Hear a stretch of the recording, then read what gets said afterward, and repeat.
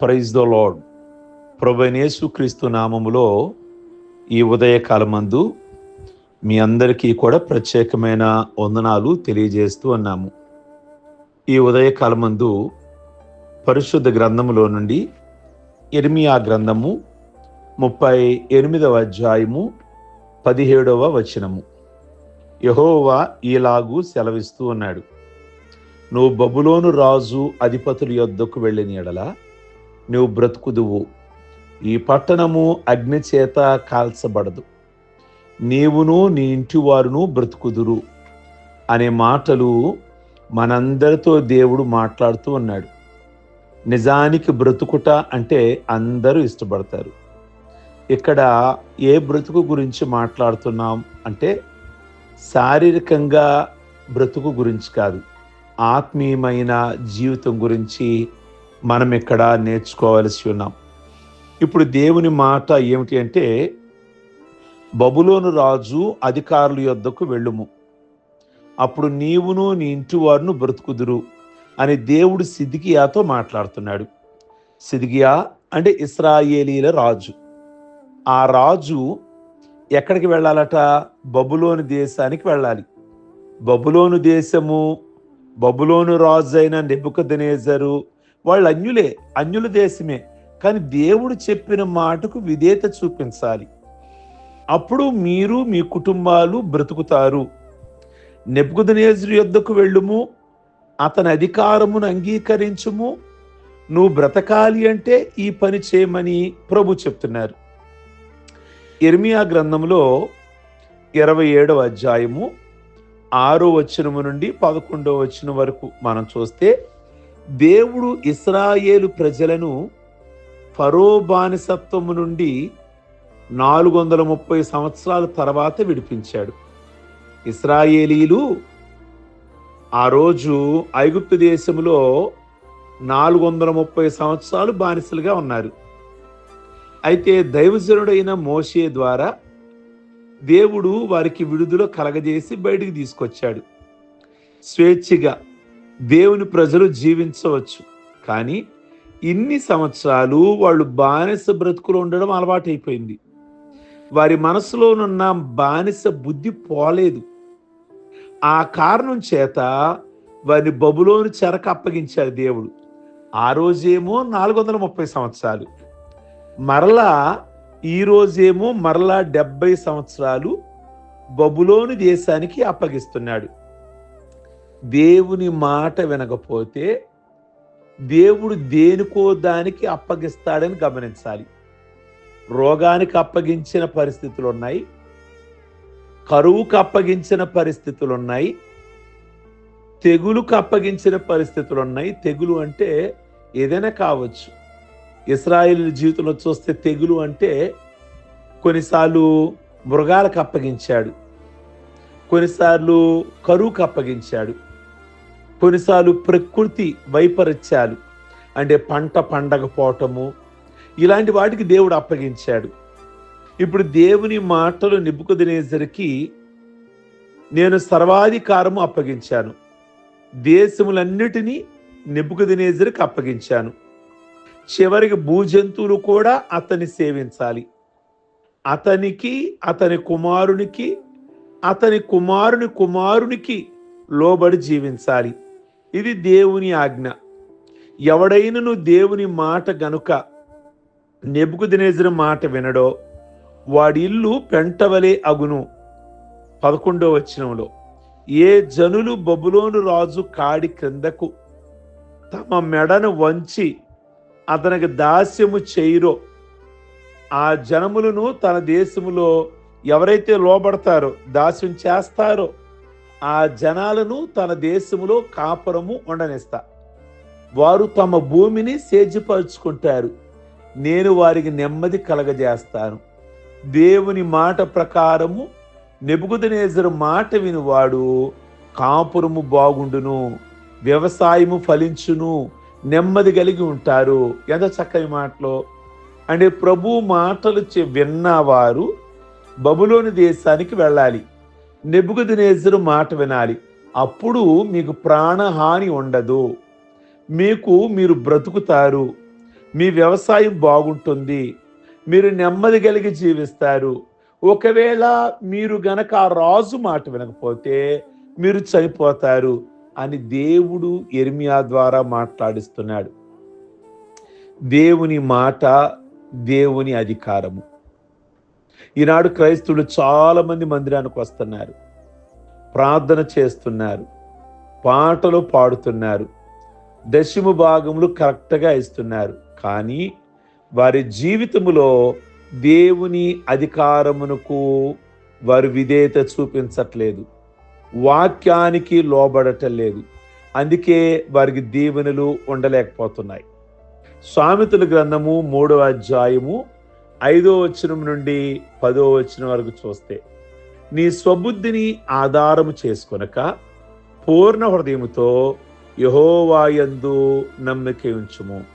నీ ప్రవర్తన అంతటి యందు ఆయన అధికారమును ఒప్పుకొనుము. ప్రవర్తనలో కొంత కాదు, అంతటి యందు ఆయన అధికారిగా ఉంచుకోవాలి. నీ ఆలోచనలు నేను ఇలాగును చేస్తా, నేను అలాగును చేస్తా కాదు. ప్రభు ఏం చెప్తున్నారు మీ జీవితంలో? దేవుని వాక్యం ఏం సెలవిస్తుంది? ప్రియ దేవుని బిడ్డలారా, అప్పుడు నీ త్రోవలు సరళము చేయును. నేను జ్ఞానిని కదా అని మీరు అనుకోవద్దు.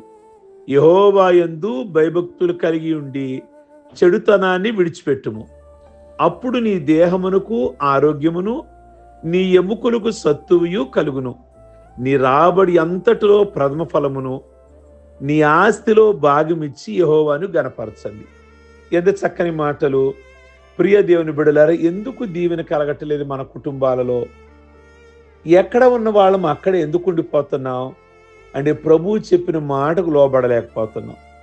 ఎందుకు దేహానికి ఆరోగ్యం కలగటం లేదు? నీ రాబడి అంతటిలో ప్రథమ ఫలం అనగా మన ఉద్యోగంలో జాయిన్ అయ్యాము, ప్రథమ జీతం, ప్రథమ కానుక, ప్రథమ భాగము దేవునికి ఇవ్వాలి. నీ ఆస్తిలో భాగమిచ్చి యెహోవాని అంటే గణపరచాలి. అంటే అది కూడా దేవుని గణపరచటమే. మీ రాబడి అంతట్లో 10వ భాగం, 10వ భాగం అది దేవునికి ఇస్తే దేవుని గణపరచటం అవుతుంది. పాటలు పాడి గణపరిచి, ప్రార్థన చేసి గణపరిచి దేవునికి ఇవ్వాల్సింది ఇవ్వకపోతే అది ఆయనకు ఘనత కాదట. అప్పుడు నీ కొట్లలో ధాన్యం సమృద్ధిగా ఉంటుంది, మీ ఇంట్లో ఏ లోటు ఉండదు. మీ గానుగులలో నుండి క్రొత్త ద్రాక్షారసం పొంగి పొర్లుతుంది. దేవుని అధికారము క్రింద నుండి వారికి ఎన్ని దీవెనలు ఉన్నాయో తెలుసా అండి? దేవుని వాక్యానుసారంగా బ్రతికేవారు, దేవుని అధికారాన్ని ఒప్పుకున్న వాళ్ళు, నిజంగా వారి కుటుంబాలలో ఎంత సమృద్ధో. ఈనాడు మేము చాలా కుటుంబాలను చూస్తున్నాం. దేవుని మాట ప్రకారంగా జరిగిస్తే దేవుడు వారి కుటుంబాలలో సమృద్ధిని, కరువు అన్నది వారి పరిసరాలలో కూడా కనబడనీయకుండా దేవుడు సమృద్ధినిస్తున్నాడు. కేవలం మనం మాటలతో దేవుని స్తుతిస్తున్నాం. పాటలు, మాటలు, ప్రార్థనలు, హల్లెలూయా తెలియజేస్తున్నాం. కానీ క్రమానికి వచ్చేసరికి, ఆ క్రియల విషయానికి వచ్చేసరికి మనము చేయలేకపోతున్నాం. దేవునికి ఇవ్వవలసింది ఇవ్వలేకపోతున్నాం, చెయ్యాల్సింది చేయలేకపోతున్నాం. అందుకే సమృద్ధి ఉండటం లేదు అంటాడు సామెతల గ్రంథములో, మలాకీ గ్రంథములో. మీరు ఎవరి అధికారము క్రింద ఉంటున్నారు? ఈ రోజున సిద్కియాతో ప్రభు మాట్లాడారు. నేను చెప్పిన నెబుకద్నెజరు యొక్క ఆ దేశానికి వెళ్ళాలి, నా మాటకు నువ్వు లోబడాలి. ఆ సిద్కియా దేవుని మాటకు లోబడడానికి ఇష్టపడలా. నిజంగా బబులోను రాజు వచ్చాడు, వచ్చి తన కళ్ళ ముందే తన కుమారులను చంపాడు. సిద్కియా కళ్ళు ఓడబెరికించాడు. సిద్కియా కూడా చనిపోయాడు. కారణం, దేవుని మాట వింటే బ్రతికేవాడు, కానీ దేవుని మాట వినడానికి ఇష్టపడలా. ప్రభువుని నమ్మి నేను పాపిని అని ఒప్పుకున్న వారిని దేవుడు రక్షిస్తాడు. నమ్ముకున్నవారు అంటే వారు ఆయన మాట వినటమే శ్రేష్టం. అలా కాకుండా మా ఇష్టం, మా బ్రతుకు అంతే, నా ఇష్టానుసారంగా జీవిస్తా అంటే సాతాను అధికారానికి నువ్వు లోబడుతున్నావు. నీ ఇష్టం కొట్టేసుకుంటే అప్పుడు దేవుని ఇష్ట ప్రకారంగా మీరు జీవించగలుగుతారు. చాలామంది దేవుని బిడలమని చెప్తారు కానీ దేవుని ఇష్టం వారి బ్రతుకులలో జరగాలని కోరుకోరు.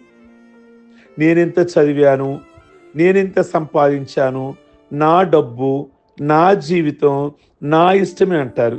క్రీస్తు అధికారము క్రిందకు రారు. భక్తుడైన పౌలు ఏమన్నాడు తెలుసా? బ్రతుకుట క్రీస్తే, చావైతే లాభమే. క్రీస్తు అధికారము కింద ఉన్నవాడు పాపము చేయలేడు. ప్రియ దేవుని బిడలారా, ఆదికాండము 39వ అధ్యాయము 8-9 వచనాలు చూస్తే, యోసేపు శోధించబడినప్పుడు నేనెట్లు అంత ఘోర దుష్కార్యం చేస్తాను? ఒకవేళ చేస్తే పరముందున్న దేవుని ఆజ్ఞ ఏమవుతుంది? ప్రియ దేవుని బిడలారా, యోబు కూడా అలాగే పలికాడు. కనుక దేవుని అధికారం క్రింద ఉండే వారి యొక్క జీవితాలు దీవించబడతాయి, ఆస్వాదించబడతాయి. కనుక ఈ ఉదయకాలమందు నేను జ్ఞాపకం చేస్తూ ఉన్నాను, నీవును నీ ఇంటి వారును బ్రతుకుదురు అని ప్రభు సిద్కియాతో చెప్పారు. దేవుని రక్షణ ప్రణాళికలో నీవు నీ ఇంటి వారు కూడా రక్షించబడాలనేది దేవుని యొక్క ఉద్దేశం మీ కుటుంబ విషయంలో. లూకాసు వార్త 19వ అధ్యాయము 9వ వచనం జక్కయ్యతో అంటున్నారు, నీవును నీ ఇంటి వారును రక్షించబడుదురు. అపోస్తుల కార్యం 16వ అధ్యాయం 31వ వచనం, రక్షించబడడానికి నేనేం చెయ్యాలి అని జైలు అధికారి అడిగితే అప్పుడు పౌలు గారు అన్నాడు, ప్రభువైన యేసునందు విశ్వాసం ఉంచుము, అప్పుడు నీవును నీ ఇంటి వారును రక్షించబడుదురు అని అన్నాడు.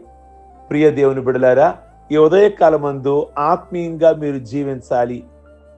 నరకానికి వెళ్ళకూడదు, మన ఆత్మ అగ్నిలోకి వెళ్ళకూడదు అంటే మీరు జీవించాలంటే దేవుని మాట వినాలి, ఆయన యందు విశ్వాసం ఉంచాలి. ఉదయకాలమందు ఎరుకో గోడపై నివసిస్తున్న వేసి అయిన రాహాబు దేవుని మాటలు, ఇశ్రాయేలు దేవుని గొప్పతనమును, రక్షణ కార్యములను విని యెహోషువ గ్రంథంలో చూస్తే 2:10 మా గుండెలు కరిగిపోయినవి అని తెలిపింది.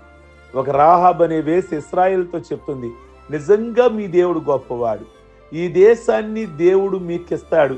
నమ్మి ఒక అన్యురాలైన ఒక రాహాబ్ అనే వేసి మాట్లాడుతుంది.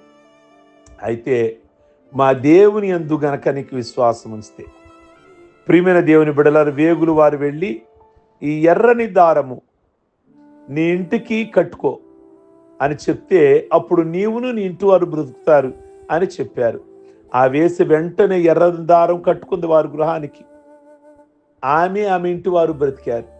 నిజంగా ఇక్కడ మీరు గమనిస్తే దేవుని యందు ఎవరైతే విశ్వాసం ఇస్తారో, ఆయన మాటలు వింటారో, ప్రియ దేవుని బిడలారా, ఈ లోకములో ఆయన ఆశీర్వాదాలు, పరలోకములో కూడా మనము నిత్య జీవము కలిగిన వారమవుతాం.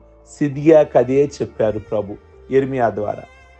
సిద్కియా, దేవుడు చెప్తున్నాడు, నువ్వు సైలెంట్గా వెళ్ళి నెబూకద్నెజరు యొక్క ఆ చేతుల కింద ఉండు, ఆయనకు లోబడు, అప్పుడు నీవు నీ ఫ్యామిలీ, ఇక్కడ నీ పొలాలు, నీ దేశం అంతా బాగుంటాయి అన్నారు. నెబూకద్నెజరు కింద ఉండడం అన్నది ఇక్కడ విషయం కాదు. మనకు కావాల్సిన విషయం ఏంటంటే దేవుని మాట వినుట శ్రేష్టం. దేవుని మాట వింటే నీవు బ్రతుకుతావు. ఈ రోజు ఉదయకాలమందు దేవుని మాట వింటే మన కుటుంబాలకు వచ్చే నష్టమేమీ లేదు. అంత చక్కగా దీవించబడతాం. ఏ విషయంలో దేవుని మాట వినలేకపోతున్నావు? ఏ విషయంలో నువ్వు పాపాన్ని విడిచిపెట్టలేకపోతున్నావు? ఈ ఒక్క పాపమే నన్ను వేధిస్తుందండి. కనుక ఆ ఒక్క పాపమే నిన్ను దేవుని రాజ్యానికి దూరం చేస్తుంది. కనుక ఈరోజు ఈ ఉదయకాలమందు దేవుని సన్నిధిలో నీ పాపాన్ని ఒప్పుకో, రహస్యంగా ప్రార్థన చేయి, నీ పాపాన్ని ఒప్పుకో, నీ పాపాన్ని విడిచిపెట్టేసేయి. ఈ రోజు నుంచి ప్రభు బిడ్డగా జీవించు. ప్రభువు నిన్ను దీవించునుగాక. ప్రార్థించుకుందాం. సర్వశక్తి కలిగిన తండ్రి, ఈ ఉదయకాలమందు మీ మాట వింటే వారు బ్రతుకుదురు అని చెప్పారు. ఈ యొక్క ఉదయకాలమందు ఎవరి జీవితంలోనైనా ఆ పాపమును విడిచిపెట్టి పరిశుద్ధంగా జీవించి నిత్య జీవనం సంపాదించుకోవడానికి కృపనివ్వండి. ఈరోజు పెళ్లి రోజులు, పుట్టినరోజులు, రక్షణ పొందిన రోజులు చేసుకుంటున్న బిడ్డలందరినీ దీవించి ఆస్వాదించి ఇహ సంబంధమైన పర సంబంధమైన ఆశీర్వాదములు మీ బిడలకు దయచేసి ఈ దినమెల్లా కూడా ప్రతి ఒక్క విషయంలో వారికి మేలు కలుగులాగున కృప చూపించమని యేసు పరిశుద్ధ నామములు అడుగుచున్నాం తండ్రి. ఆమేన్. God bless you.